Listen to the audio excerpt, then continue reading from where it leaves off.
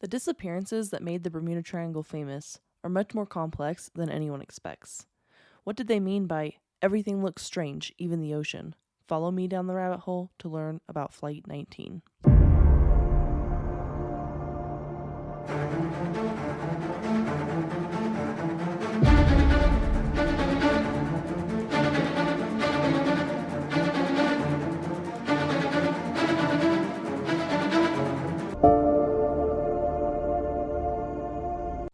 Hello, friends. Welcome back. This is actually like an anniversary edition of The Rabbit Hole. So, a couple things before we get started into Flight 19. I want to thank you all for being on this journey with me. 1 full year of conspiracy theories. I know we've had so many good ones, so many like strange ones, a lot of that I hadn't heard before. And I want to do the research for you guys. I'm sure you guys hadn't heard of them before. So thank you for being on this journey with me. I really appreciate it. And you know what's really, really exciting is I have some merchandise for you. By some merchandise, I mean I have hats. I have hats. So you guys have seen me in my rabbit hole hat. It's a snapback type hat. My local, I have local friends here that own a hat business, and they made this hat for me, so I have partnered with them and they are making hats for all of you. So make sure you look to Instagram and you look in the show notes for links to that. Anyway, thank you all. That's all I wanted to announce, and this is a special bonus episode for you as a little birthday present of the Rabbit Hole podcast. So thank you all. Let's get into it. So, the history of Flight 19 is this is weird. This one's a little weird. So just hang on to your seats because things are going to get weird for sure. So just after 2 p.m. on December 5th, 1945, 5 Avenger torpedo bombers and 14 men took off from U.S. Naval Air Station Fort Lauderdale in Florida. In case you're wondering, that is no longer a naval air station, but it was then, 1945. So this was supposed to be like a routine training flight to practice navigation. They were called Flight 19 because they were the 19th training mission that took off that day. So yes, there was 5 planes involved in the flight. So it sounds like it should just be one plane, but it was called Flight 19 because there was 18 other groups of aircraft that had already taken off, gone through the training mission, and returned to base. Lieutenant Charles C. Taylor was the flight instructor. Lieutenant Taylor was pretty experienced. He had like 2,500 flight hours and multiple World War II combat tours under his belt. He flew many of his missions over the Pacific Ocean during his time, so he wasn't new to flying over the ocean. Like he's pretty good about flying over the ocean. He understood how to fly in a combat zone. He's been through this training before. He's done all these things. Now he's here to train these guys. Then they only send like the best of the best to instruct the new people. Or now they do. I guess I'm assuming that's what they did in World War II time frame as well. So the mission was that the group of planes, which was referred to as Flight 19, were supposed to execute like a navigational training, basically. So they're practicing their dead reckoning skills. So most of the missions naval pilots fly is over open oceans, and it's easy to get lost without any landmarks. Like you can't see mountains, you can't see and flying in general, you're not going to recognize a lot of landmarks because you're pretty high up, right? So dead reckoning is using math. Basically, if you fly in a known direction for a known set of time at a known airspeed, you will generally get to where you're supposed to go. So you need three tools in order to do this. You need a compass, you need an airspeed indicator, and you need a clock. Conveniently, that's what's on a plane, right? So they have an airspeed indicator, they have a compass, and they have a clock. They actually have 2 compasses. They have a gyro compass and a magnetic compass. The gyro compass is more accurate while you're flying because if you've ever had a compass in your hand and you move around too much, the little needle kind of shifts, right? So they don't really rely on their magnetic compass all that much just because the wind and turbulence and stuff like that. So their gyro compass is their main compass. They had a simple path that they were going to fly. So first they were supposed to fly 67 miles east. Along the way, they were going to conduct their bombing runs at a place called Hens and Chickens Shoals. So they had a bunch of torpedoes on their torpedo planes. Imagine that. So they were going to drop them as part of their training that day. And then they were going to turn north, and they were going to go 73 miles until they were over Grand Bahama Island. And then lastly, they were going to fly southwest 120 miles back to NAS Fort Lauderdale. NAS stands for Navy Air Station. And so the weather for the day was clear. So they had a visibility of like 10 to 12 miles, which is actually really good. They did expect some scattered showers in the evening time, but if you've ever been to Florida or you know anything about Florida, you know that this is actually completely normal to get afternoon showers, evening showers. So like nothing was out of the ordinary. It was a beautiful day, great clear skies, visibility forever. This is like the day you want to be flying if you're going to fly on any day. So during their mission, like on the first leg of the flight, everything went according to plan as far as like dropping their bombs and stuff. So they dropped the practice bombs without any incident or anything. And at some point, some chatter between the planes was picked up. So, and I don't know exactly like who picked it up or what. And that's kind of a common theme throughout all this. Like some of these transmissions come through, like we know that the pilots are talking to each other, but we don't really know like where that information came from. So basically one of the pilots said that he still had another torpedo to drop, and Taylor was like, yep, go ahead, drop it. Makes sense. Get rid of all your practice torpedoes. Hen and Chicken Shoals was only about 56 miles east of Fort Lauderdale. So they were supposed to continue east for a little while longer before they would turn north, was the thing. So this is where the issues kind of begin to start, right? So at 3:30 p.m., Taylor mentioned his compass was having some issues.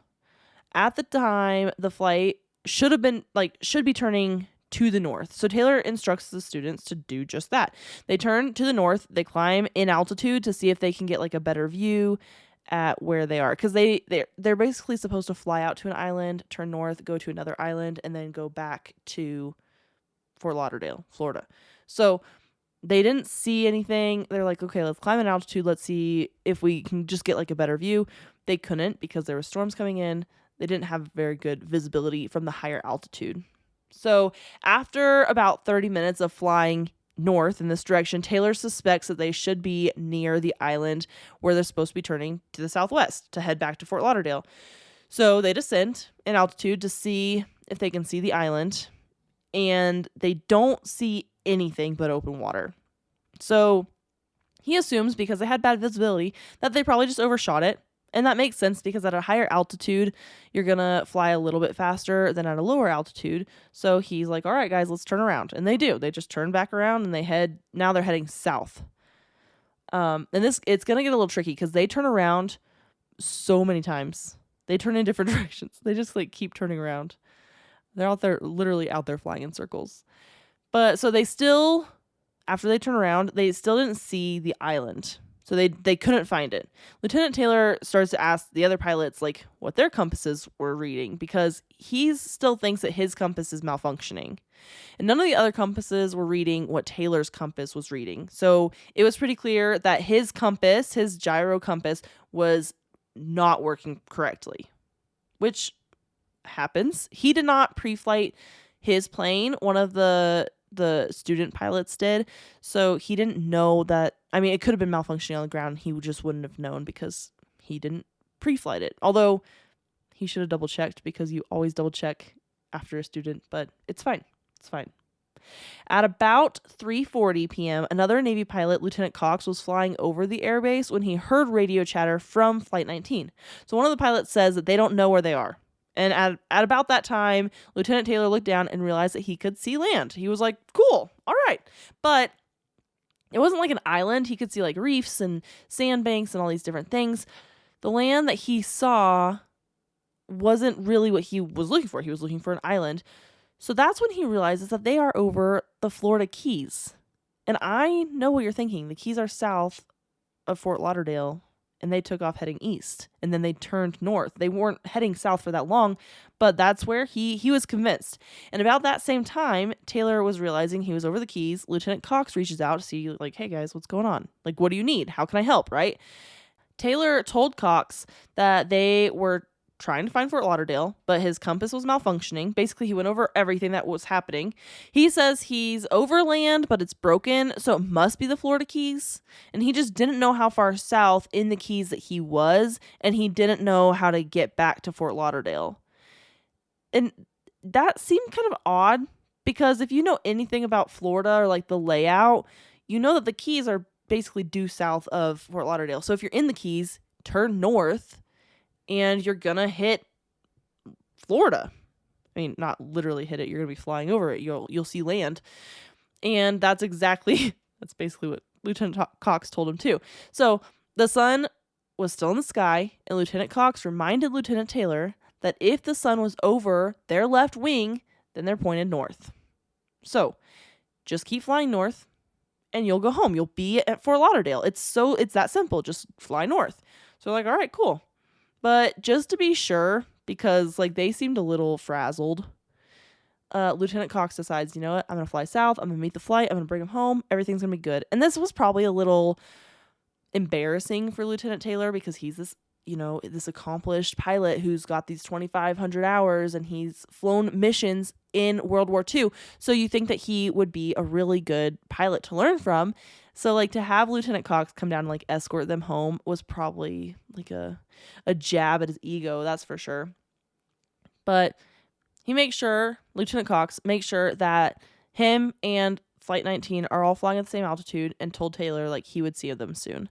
And honestly, better safe than sorry in that situation, right? Like, let him come, let him find you, let him bring you home. If you're that turned around, that backwards, let's just get back to land. Let's get back to the shore, and everything's going to be all right. Did you know that over 40% of Americans have a hard time swallowing pills? So when it's time to take your vitamins, large capsules and pills are out of the question. We know that gummy vitamins exist, but they're full of sugar, they get stuck in your teeth, and they only contain a fraction of the nutrients you need. Luckily, Easy Melts has discovered the ultimate vitamin sweet spot. Vitamins that melt in your mouth, taste like a treat, and are packed with nutrients ready for absorption, all without an ounce of sugar. For a limited time, Easy Melts is giving listeners a free 3-month supply of vitamin D3 with their first purchase. To claim your free D3 vitamins, visit try.easymelts.com/spring24. That's melts.com/spring24. Say goodbye to the old way of taking your vitamins and say hello to the easy way. Menopausal and perimenopausal women, listen up. It's time to take control of your health and comfort, and Winona is here to help. Winona is a telemedicine company for menopause care who believes that your symptoms are real, important, and deserve to be taken seriously. And for many women, this starts with hormone replacement therapy. Winona's HRT is made with plant-based, bioidentical hormones rather than synthetic ones, so it better aligns with your body to offer relief from hot flashes, weight gain, and other uncomfortable symptoms. 80% of women who use Winona find relief within just 90 days. So, what are you waiting for? Get started today. Visit buywinona.com today to start your free visit. With free shipping and the ability to pause or cancel at any time, your path to wellness has zero obligations. Use code SPRING24 at buywinona.com for 25% off your first treatment plan. That's BYWINONA.com for 25% off. Winona, menopause care made easy. Well, it wasn't. So when Lieutenant Cox got down to the Keys, he saw no signs of Flight 19. And what's worse is that the radio signal from the flight was getting weaker, which meant that they were getting further and further away. So he could hear them less frequently, and what he did hear was really jarbled. And he was like, oh my gosh, they're not even close. Like, we're not even close to each other, which is not good news, because that means that they for sure were not over the Keys, and he has no idea where they were. After this, I don't know what happened to Lieutenant Cox. I'm assuming that he went back to Fort Lauderdale and landed, because that's the last we hear of him. About 3:45, air traffic control received a message from Taylor And he sounded confused and worried, stating, quote, "Cannot see land. We seem to be off course." And the tower responded, "What is your position?" And then nothing, just silence.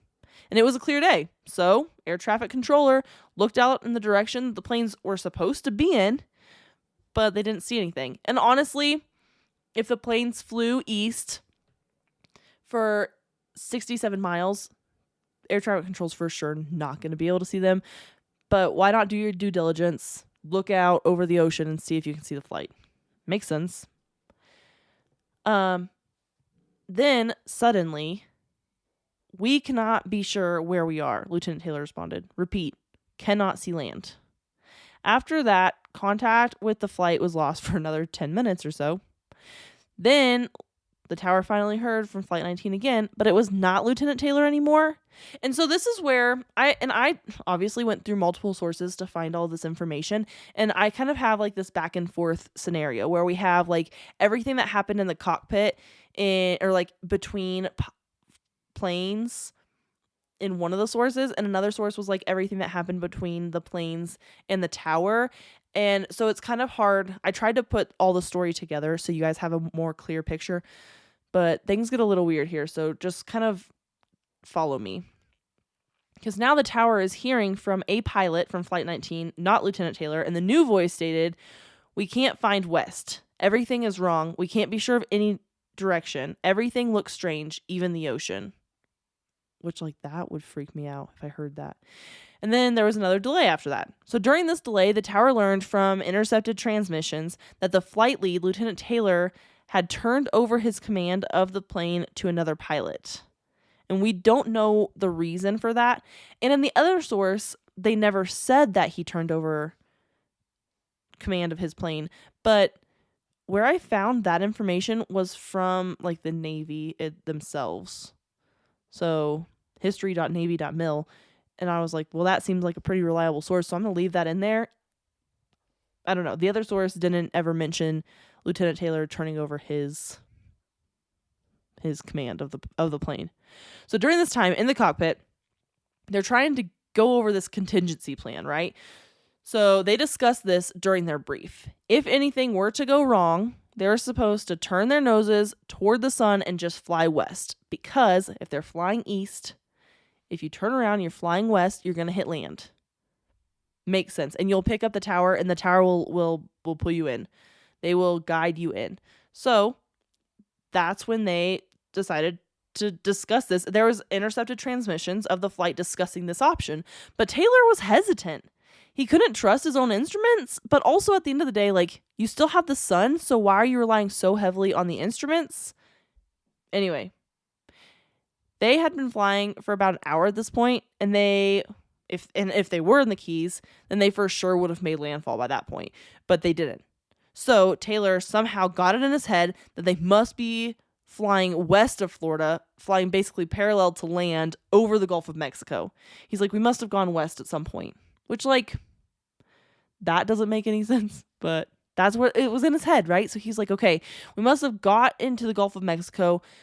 So if they head west, they'll be flying further over water and they will run out of fuel before they ever hit Texas. So that's not a good plan. So he turns the flight around and heads east, and they will run into Florida. And he's sure of this. He is 100% like, we need to fly east.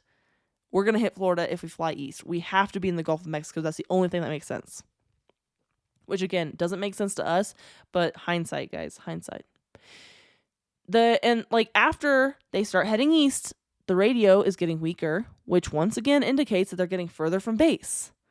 The other pilots in the flight were urging Taylor to turn west. They needed to head that way because that was for sure the way home. They knew that they had headed east, and the other planes' compasses were working just fine. So just because Lieutenant Taylor's compass wasn't working, like, he had 4 other planes in his flight, and all their planes' compasses were working just fine. He had verified with them. And all these students were like, we need to go west. We need to go west. Everyone in the flight, besides Lieutenant Taylor, who was the flight lead, was like, we have to go west. And he was like, no, no, no. We're going east. He was so sure of it. So at 5:50 p.m., the Calm Gulf Center manages to get a radio location for Flight 19 based on their radio transmissions. And again, they're pretty weak, but they got like a rough estimate. They realize that the flight is not in the Gulf of Mexico, nor are they close to the Florida Keys, but they're actually about 120 miles east of Daytona Beach.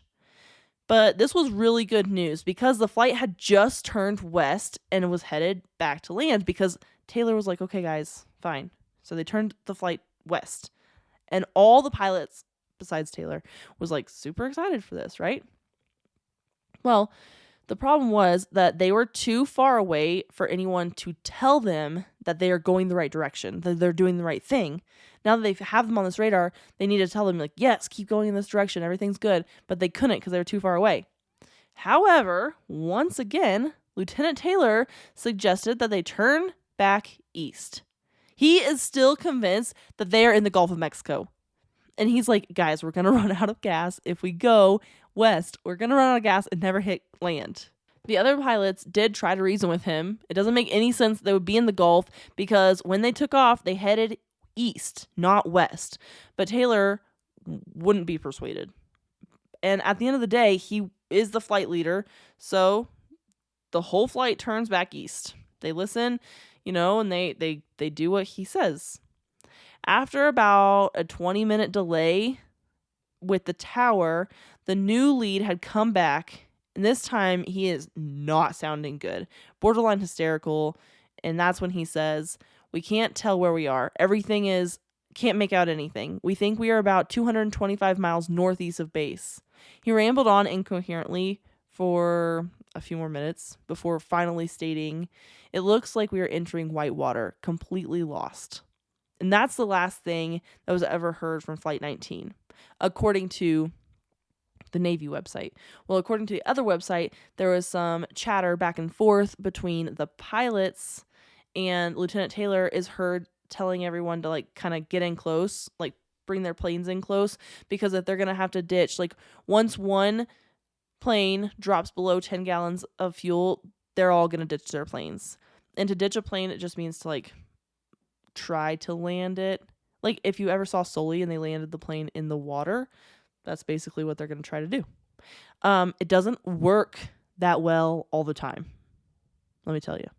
So again, within minutes, the tower had scrambled 2 Mariner flying boats carrying rescue equipment headed for Flight 19's estimated last known location because they know that these planes do not have enough fuel and they're going down. So like, we got to find them. So these Mariner flying boats, they are plane boats. Basically, they can land on the water, they can land on land. And they're great. They're each holding 13 men. About 10 minutes into their flight, the rescue planes checked into the tower and everything was good. They're like, yep, cool, good to go. But this was the last time that one of the 2 planes would ever be heard from, which doesn't make a whole lot of sense because, like, did the other plane see what happened to the first plane? Like, what happened? Only one of these Mariner flying boats returned? Of course. So the Navy like instantly grounds all other planes for the night. They're like, nope, we're starting fresh in the morning. The storm had fully rolled in at this point. So they had already lost 6 planes, 27 people. They were not trying to do anything else. The next day, on the 6th of December, they tried to... They sent out a plane or 2, but they still had bad weather from the storm from the night before. So it was kind of hard to get a good search and rescue operation going. But for the next 5 days, the Coast Guard, Navy, Naval Aviation personnel searched for the 6 missing planes. They were trying to figure out, like, where are they? They searched about 250,000 square miles of the Atlantic and the Gulf because maybe they're in the Gulf. Who knows? Maybe they really did get stuck out there. But they never found any sign of these planes or the personnel on board. They didn't find wreckage, life rafts, people. They didn't even find so much as an oil slick. Nothing. 6 planes, 27 men, gone. Gone. Vanished into thin air. Well, there are some other weird things that I didn't mention yet. So I will mention them now. So, Flight 19 was scheduled to take off at 1:45, But remember, they didn't take off until after 2. That's because the flight lead, Lieutenant Taylor, was late, which is frowned upon. That's a huge no-no. So all the student pilots were waiting in the ready room for Lieutenant Taylor to get there. But when he did, he didn't go to the ready room. He went to flight operations. He's like, hey, man, he asked his friend, who was another very experienced pilot, can you lead this flight today?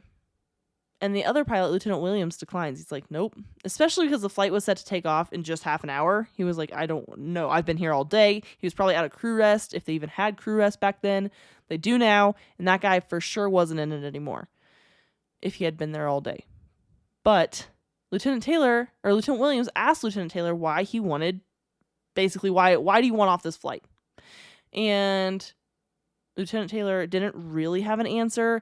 He did say something along the lines of he just had a bad feeling about flying that day. And I guess he had told his mother the night before on the phone that he just didn't feel good about flying the next day. Somebody along the way, they tried to start a rumor that he was drunk and he was hungover and that's why he was late and all these things. And that was debunked pretty quickly. Like, they're like, no, he wasn't drinking. But that wasn't the only person. Those weren't the only 2 people that he told he had a bad feeling to. Because, like, in the Navy, having a bad feeling won't stop a flight from going. So, of course, Lieutenant Taylor headed to the ready room, met up with the student pilots, proceeded with their day, right? So they got their briefing from a training officer, and Lieutenant Taylor went as far as to pull the training officer aside to tell him, like, about his bad feeling and that he didn't want to fly that day. He just didn't feel good about it. Something's off. And he went so far as to formally request to be relieved from leading Flight 19. But and I know that did not happen. So for whatever reason, and just to have like a more clear picture, these student pilots, this was their last flight that they needed to do in order to get their wings to become real life everyday naval pilots and then go home to their families for Christmas, right? Because it's December. World War II has been raging on for years and they just want to go home to their families and just like celebrate the fact that they're naval pilots. So everyone's like, no, it's a beautiful day. It's the perfect day to fly. Tomorrow is supposed to be crappy. Just fly today. Just get it over with. It's fine. And honestly, they had plenty of daylight to go up, fly. It was going to be a quick flight too. It sounded like only a couple hours. And then land and go home. It was supposed to be easy. It was anything but easy, that's for sure. Another weird thing that happened was that one of the student pilots' families had received a letter or like a telegram after they disappeared. And here's where there's a discrepancy too. I don't know if it was a student pilot or one of the crew members from the Mariner flying boat, but somebody's loved one that was lost had sent a telegram to them after they had been lost at sea or vanished into thin air. Who knows? The letter said, I am very much alive, and it was signed Georgie. But apparently nobody except the family called him Georgie, so the family believed that the letter was real. And this actually sparked a lot of rumors about alien abduction in the Bermuda Triangle. That everybody that had disappeared up until this point have been abducted by aliens, and that's where they were. I mean, that's a solid theory for sure. Another theory is Atlantis, that the lost city of Atlantis is in the area and it had been swallowed up. And now all the planes and boats that go missing in the Bermuda Triangle go to Atlantis, which is kind of a fun theory if it's like the Disney Atlantis and not like some creepy Atlantis. And another theory is that it could be a portal to another dimension, which is also a really good theory, like a black hole of sorts. But at the end of the day, I don't know if it matters what you believe, if it's Atlantis, aliens, black hole. Who knows? Something weird is for sure happening in the Bermuda Triangle. And like, it's pretty clear that some sort of phenomena was telling Lieutenant Taylor to turn from land, because at every instance, every time he turned to go home, he turned in the correct direction. There was some little voice in his head that was convincing him that, like, at what point or you're like, yep, we're for sure in the Gulf of Mexico. That's what makes the most sense. It doesn't make any sense. No way. If you know directions at all, that would never make any sense ever. Also, the Florida Keys, like, you took off going east and then you headed north. When did you go south? I mean, he had turned south just prior, but not south enough to be in the Florida Keys. So it seemed like no matter where he was, something in him, some supernatural power maybe, was leading him out into open ocean and away from land. And he was so convinced about it that did he lead the 14, I mean, he's the 14th, so 13 other people to their deaths? I don't know. It's for sure strange. But now you know about Flight 19. So that's it, my friends. That's where we're at. I really appreciate you guys going on this Bermuda Triangle journey with me. I know it's been like 3 episodes and you're probably super over it, but I've been super interested in this. The Bermuda Triangle really like messes with my brain. I have so many thoughts and ideas about it. And yeah, they try to science it away, but the science never really answers the question. And we talked about this last week, a couple days ago with our other episode, because we had the sargassum, the algae, and that algae doesn't really make a lot of sense because, like, yes, it could sink a ship, but not a plane. I don't know. I'm kind of liking the portal to another dimension theory.